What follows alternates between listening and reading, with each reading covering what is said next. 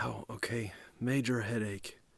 Kathy could concentrate on only one thing at once as she slowly regained consciousness, and the first to be processed was the pounding in the front of her head, followed shortly by an unpleasant metallic taste of pennies mixed with cotton.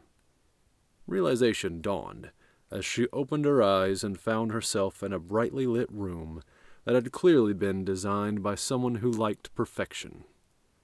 The walls were white, the furniture was white, even the curtains were white. There were patches of color here and there, a bright green vase on the coffee table, and a blue watercolor framed in white above the fireplace. There was absolutely no doubt she was in the upscale penthouse of one Lawrence Hrax. The plan to get information hadn't worked quite like intended, but there was no denying that she was close. She was here in the guy's living room after all, hands tied to a chair, but still, progress. She hadn't been able to hit the goon with a bug because he'd grabbed her before Blue had time to make his entrance. Still, she was alive for now, and if she managed to have a working bug still hidden on her person, she might just have a chance of staying that way. So, Sleeping Beauty's awake. Hrax's voice. But from where? Kathy attempted to look behind her, but it was no use being confined to a bulky chair with a high back. Straining only made her headache worse, so she resigned to being still and keeping her gaze forward. It wasn't long until a tall, slender man with graying blonde hair stood in front of her. He smiled, cruelly, with a hint of pride. Kathleen. Kathy locked on his gaze. Lawrence. She gave him a look that he hopefully saw to mean, I'm not afraid of you. Hrax lifted his chin a little, as if to show he was superior, and went on speaking. I'm sorry it had to be like this. I was hoping we would meet under more appealing circumstances. I have to agree, as far as bad first dates go, you really take the cake. Kathy was completely terrified. This man in front of her could have killed her for no reason, other than he said so, and sleep like a baby afterward. While tied to the chair, wit was her only defense, and she prayed it would work. He smirked, showing a hint of genuine amusement. Perhaps the key was to keep him talking.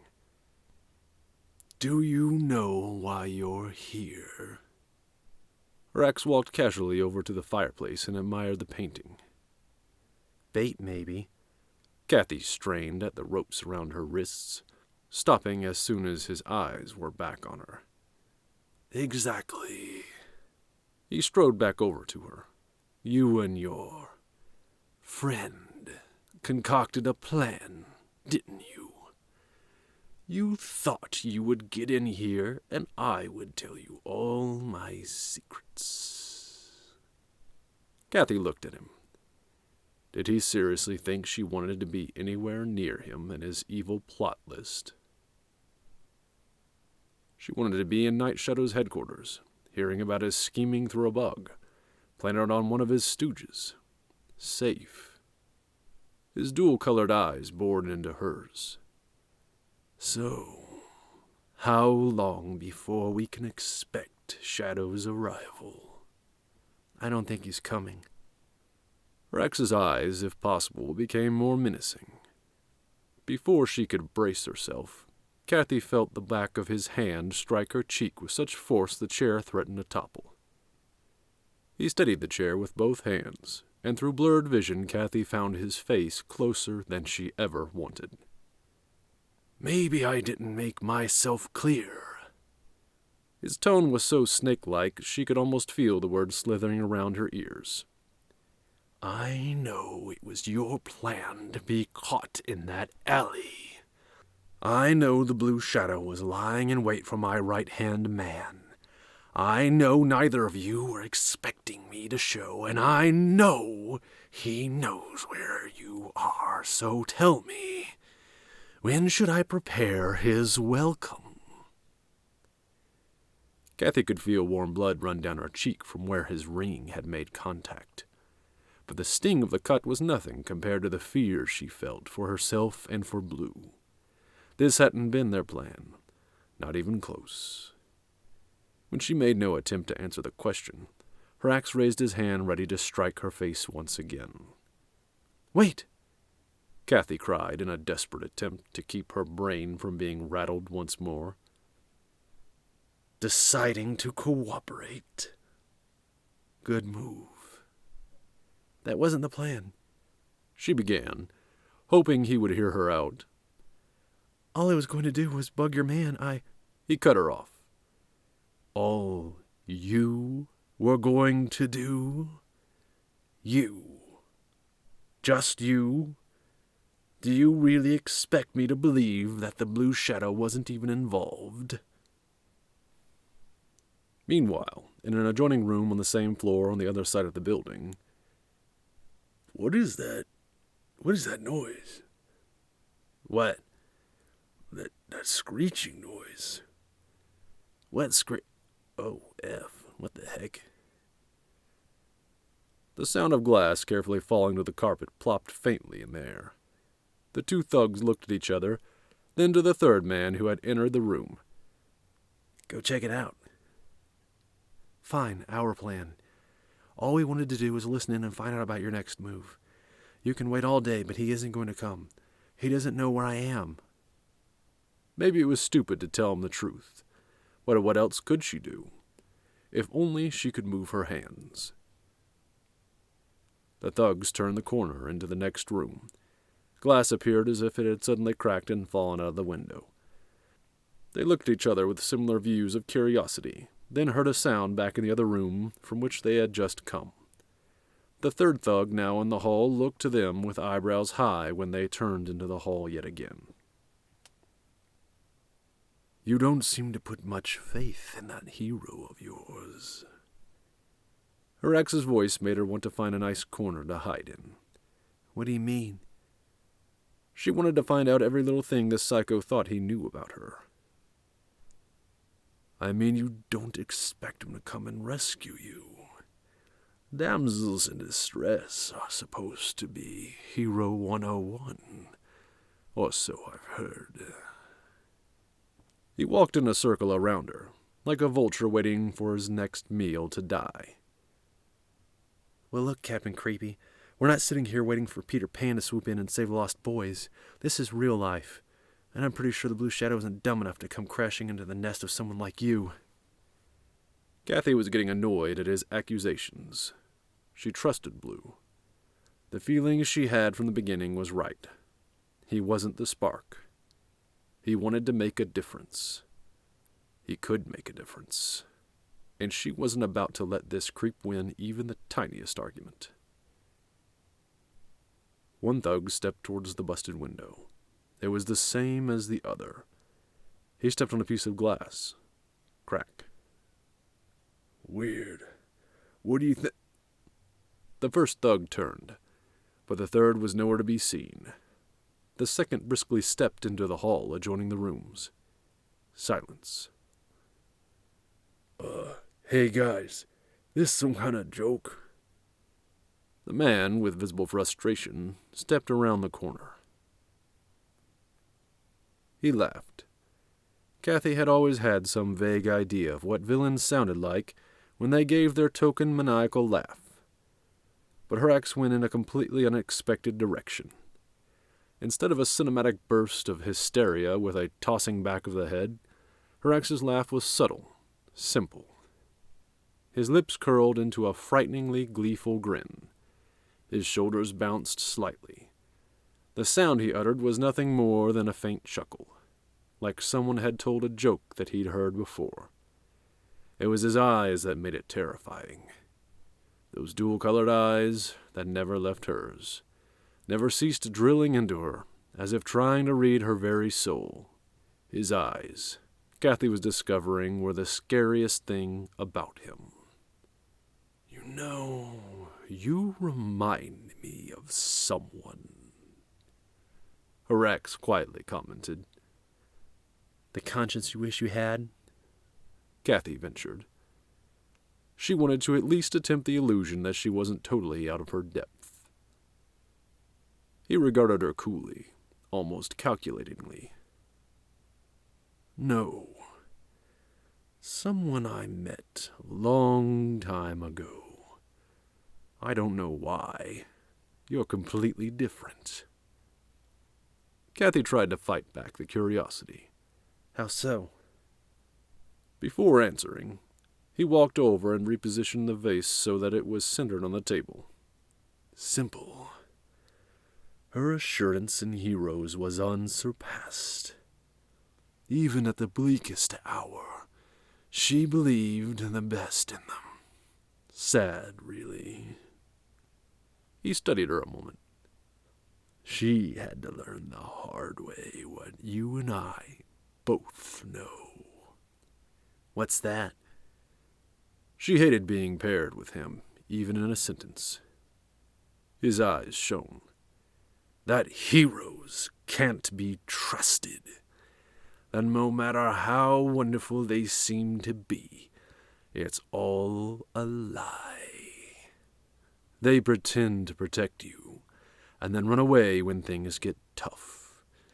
Oh, they're fine fetching purses and catching bank robbers, but when the water gets too hot, they scurry off. They all scurry off. I know that. He gestured to himself and then to her. You know that. It's why you aren't trying to convince the both of us that the Blue Shadow is on his way right now. He was trying to play her, get her to believe she didn't trust the Shadow. Do you know what happens to people who put their hopes in a hero, Kathy? She gave no answer. They die. A black fist destroyed the thug's vision, then another his throat. His weapon suddenly left his hand. It may have flown out the window, but the man was already unconscious before he could see who attacked him. Rex seemed much too pleased with himself. It made her sick. It happened to that little girl I told you about. His eyes caught hers, and she felt her heart skip several beats. She believed in that pathetic spark of hope. I think that was what they called him, at least. It almost cost her her life. But some poor sap got the bright idea to be heroic. He stopped and studied her again. Could he know? Like I said, it's sad, really. She'll have to live with the guilt of his death for the rest of her life. Kathy's blood boiled. This was the man who killed John, her brother. She didn't know why she hadn't realized before. Maybe she'd blocked it out. His eyes were the key. A sudden flashback made her understand that the picture on Night Shadow's projector screen hadn't been the first time she'd seen Lawrence Hrax. No. It had been 14 years ago in a used car lot behind a red velvet mask. She fought back the rising hatred and forced the angry tears to remain hidden as she realized she was staring into the detestable eyes of Mayhem, the scoundrel responsible for the bullet that killed her brother, the bullet that was meant for her. Hey, guys. Guys? Another thug of a different group cautiously edged down an adjoining hall that connected to the windowed rooms, silenced pistol high in hand. He was close to the wall. The others behind him at the poker table relaxed. Calm down, Marty. It's probably nothing. The drywall he was against suddenly exploded. A black and blue blurry projectile went through it. The silenced weapon in the blur's hand, Marty as a meat shield. 6 shots thudded out. 4 men bled in their chairs. Marty caught the fire from the chairs. Heart racing, Kathy needed an out. She had to, at the very least, free her hands. A shotgun came high and ready, and it was grabbed, twisted, and shoved into the wielder's jaw, yanked out of his hands, then butt shoved into his gut. then cracked when swung into his knee, then butt shattered when slammed into his head. "You agree heroes are cowards in disguise, don't you?" Her ex was good with manipulation. She knew he had talked himself out of many a prison sentence in the past. Whether he thought she would be useful, or just wanted an easier way to kill her, Kathy didn't know. But he wanted her on his side, and that gave her an idea. She let out a long sigh and looked him straight in the eyes. "They're all the same," she said. "All searching for the glory. It's pathetic." His wicked eyes shone. "I knew you saw it my way." "Now." Just a minute." She cut him off. "I thought you said we needed to have this conversation somewhere more comfortable." She gestured to her bound, bruising wrists. "I believe I refer to someplace less dreary. But I suppose you are a guest." He snapped his fingers. A man in a tailored suit, who must have been standing in the background the whole time, took out a pocket knife and cut the ropes, releasing Kathy's hands from the chair. "Great," she thought, rubbing her sore wrists. "What now?" "And I would imagine you would like to freshen up." Stunned at the way he was playing into her strategy, Kathy said, "Yes, thank you." She got up and followed the well-dressed man through the dining area, and turned a corner leading to the madman's clean and polished bathroom. The tailored man nodded to the door. "You have 5 minutes." 5 minutes. Ample time. Kathy closed and locked the door and turned to the mirror. Quickly, she let her hair down and searched through the many bobby pins. The tiny ruby-red ladybug hairpin caught her eye. "Yes," she said quietly, and studied the device. Thankfully, the thugs didn't care about accessories. Looking closely at the bug's antennae, Kathy felt relief wash over her. The bug was intact, and had stayed on through the whole ordeal. If Blue had been listening, and she was sure he had, then he knew the situation. She used another pin to click one of the spots on the ladybug's shell to turn on the microphone. The faint sounds of a scuffle emitted from the miniature speaker. Good. Now both ends could hear each other. The question was, did Blue still have his earpiece, or had it fallen out in whatever scuffle she was hearing? Maybe Night Shadow was listening in on his pupil, and her, the newcomer. She didn't have time to worry about who was on the other end, and as her 5-minute window was rapidly closing, she took the risk. "Hey, can you hear me?" Blue slammed a thug's head into a table, then shoved another back with his foot, then grabbed the same thug trying to rise and slammed his head harder, this time through the tabletop. A few seconds of nothing. Then, "You copy?" Night Shadow. "He's in the building. Where are you?" "The sun was setting behind me, so the west side," Kathy answered, racking her brain for more helpful details. "Just keep him talking," he instructed. "Blue Shadow will be there soon." A loud knock sounded on the bathroom door. 20 seconds. As fast as she could, Kathy redid her hair, careful not to cover the ladybug, and, using the sink, washed the dried blood from her cheek. She then unlocked the door and followed her guide back to the living room. Her ex was sitting on his sofa when she returned. "That's better," he said, without getting up. Kathy scanned the window, taking in the panoramic view of the city. "Lovely view, isn't it?" Her ex commented from his perch. "Yes," Kathy answered. "But I wonder, for someone who dislikes heroes as much as you do, why live in the center of their stomping ground? The Blue Shadow must have stopped robberies at that bank 3 times. Why torture yourself?" She wasn't looking at him, but it was easy to tell by his voice that her question amused him. "Know your enemies, Miss Maple." "My thoughts exactly," Both Kathy and her captor spun towards the source of the new voice, the Blue Shadow. The door exploded off its hinges, with something appearing to be a stocky man being the force behind it. Blue marched into the room and turned directly to Hrax. Stocky had blood dripping from his head. He was out. "You checked the wrong people for bugs." Blue marched towards Hrax with the promise of hell in his eyes. "The Blue Shadow. I've been meaning to get acquainted with you." Hrax threw a left jab, but Blue blocked it and wrapped his arm into a lock. Then came the right cross. Blue blocked it as well, but he suddenly felt a knee to his gut, which he wouldn't have felt with his thin armor padding if immediately following hadn't been a headbutt.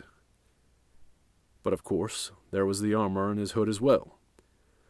But the right cross had gotten returned already, and the fist impacted Blue's jaw, which in turn loosened up the arm lock. A foot from a quick kick hit Blue directly in the obliques. Then a spin kick planted on his face. Blue fell back against a chair to steady himself, a look of some stun quickly hidden from his face. Hrax slowly removed his jacket and tossed it on the chair next to him. "Well?" Blue stormed forward, throwing out a fake left jab, then a right cross. The right cross made it past the block for the expected left jab, but missed its target. The left jab, too, was a ploy built to gather Blue's right arm. Blue suddenly felt another kick to his lower abs, then yanked by his arm, keeping him from falling back, into a fist that had appeared from under Hrax's arm holding his own. A completely original move. Very experienced fighters had such combos. This guy read his movements and executed his own counters flawlessly. Suddenly, Blue found his arm locked straight, and his back suddenly spinning to his opponent. This was not good. A fist hit the area near his safely padded kidneys, but he felt it nevertheless. Then a foot to the back of his knee caused him to fall to both of them. A fist to the right side of his head, then a shin to the left, before he fell. Then another foot planted squarely between his shoulder blades. He smashed face first into the floor. Strong hands suddenly gripped his cape, and he found himself barreling towards a desk, his head impacting the front, busting wood.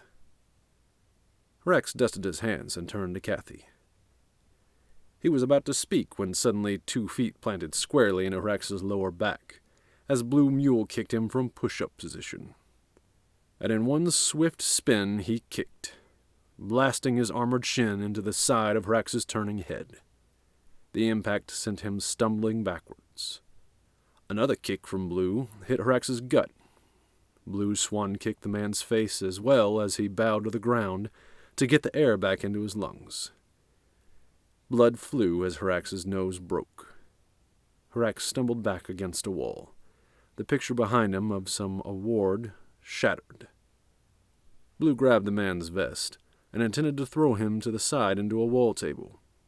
But suddenly arms were on his arms, and a forehead hit his face, another knee to Blue's gut, and a kick to his chest. Fortunately, Blue managed to block the last kick, and even grabbed the foot. But as he spun the leg, the body spun as well, as Hrax put his hands on the ground and blasted his foot back up to impact Blue's face yet again. Blue stumbled back. Some blood trickled down one corner of his mouth. It streamed from Hrax's. But then he saw it. Hrax's fingers on the button near the door. Intercom. Alarm. And at that same moment, 6 men sprinted into the room and stopped. Blue sized them up and made a sideways glance at Kathy. Another half-dozen entered the doorway, crowding the entrance. Hrax's bloody teeth gritted. "Kill them!" The men rushed the 2 of them, and so it began. Blue tried to take advantage of where Kathy would set him up for a knockout with the extendable baton she found on the table nearby, and watched to make sure she wasn't overwhelmed. But it was no use. There were too many of them. Blue knew they couldn't keep up with them all. With each knockout they delivered, another wave of Hrax's reinforcements swarmed in. He glanced towards Kathy. She was holding her own, bashing eyes and joints. But it was clear this was her first real fight, and she wasn't all that helpful with little training or experience. He and Night Shadow would have to fix that. After taking down a particularly well-dressed ruffian, Adam locked eyes with Kathy and looked toward the window. Despite the hulking henchman hurling inaccurate punches around her, Kathy inwardly froze. Was he seriously thinking about going out through the window? They were at least 50 stories high. Kathy surveyed the chaos as she shifted behind Blue. Hrax was gone. He had somehow disappeared when the first wave of minions had rushed them. The thugs were overwhelming. The window was their only means of escape. She nodded to Adam and swallowed her anxiety. Blue stunned the nearest thug with a sand bomb and chucked a small detonator behind him on the panoramic view of the city lights. Reinforced thick glass cracked as it went off. He would have to break the rest with his forearm plates. He motioned to Kathy, and they both sprinted dead at it. The thick but weakened glass shattered, sending shards falling onto the city street below. A claw attached before they jumped. The cable whined as it unwound from his belt. He reached and grabbed her wrist, yanked her close, and pressed the brake for the cable. A slowing effect slung them back towards the building. "Feet first!"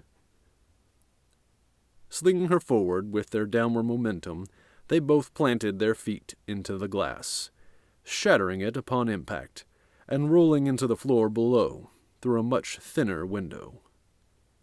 But they were now significantly lower. Blue grabbed Kathy by the wrist and sprinted to the other side of the room, between cubicles and over desks, and then again through the glass. And flying over the alleyway, they fell and rolled again onto the top of another building. He pulled her up and kept up the sprint. They leapt again and again. They were 2 buildings farther off now. Then they went down a fire escape, then onto a motorcycle, and off they went. Escaped.